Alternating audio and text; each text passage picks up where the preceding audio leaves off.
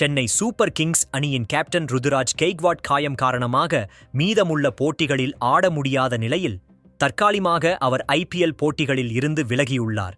அவர் இல்லாத இந்த மீதமான போட்டிகளை அனுபவம் வாய்ந்த தோனி கேப்டனாக வழிநடத்துவார் எனவும் அறிவிக்கப்பட்டது. இருப்பினும் இந்த சூழலில் சென்னை அணியில் மீதமிருக்கும் IPL போட்டியில் ருதுராஜ் விளையாட மாட்டார் என்ற சூழ்நிலை எழுந்துள்ள நிலையில் அவருக்கு பதிலாக அணியில் பிருத்வி ஷாவை களமிறக்க திட்டமிடப்பட்டுள்ளதாக தகவல்கள் வெளியாகியுள்ளது.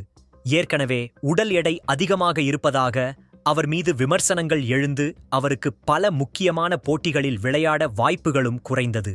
இதன் காரணமாக இந்த ஆண்டுக்கான IPL போட்டிகளுக்கான மெகா ஏலத்தில் கூட எந்த அணியும் எடுக்கவில்லை. இருப்பினும் அவர் இதற்கு முன்பு செய்த சம்பவங்களை நாம் அவ்வளவு எளிதில் மறந்துவிட முடியாது.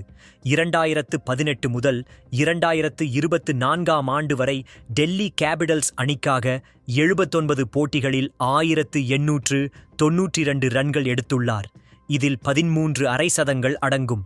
இப்படிப்பட்ட ஒரு வீரருக்கு வாய்ப்புகள் கிடைக்காமல் இருப்பது அவருடைய ரசிகர்களுக்கும் ஒரு சோகத்தை ஏற்படுத்தக்கூடிய விஷயமாக உள்ளது.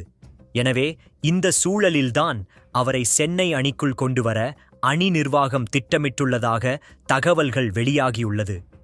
CSK அணியை பொறுத்தவரை ருதுராஜ் கெய்க்வாட் ஒரு நிலையான தொடக்க வீரராகவும் கேப்டனாகவும் பெரிய பங்கு வகித்தார்.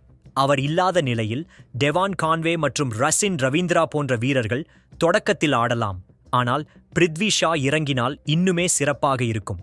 இன்னும் இது குறித்து அதிகாரப்பூர்வ அறிவிப்புகள் எதுவும் வெளியாகவில்லை, தகவல்களாகவே பரவி கொண்டிருக்கிறது.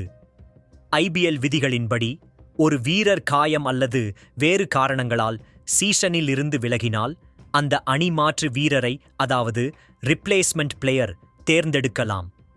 இதற்கு ஏலத்தில் வாங்கப்பட்ட அல்லது வாங்கப்படாத வீரர்களை பயன்படுத்தலாம்.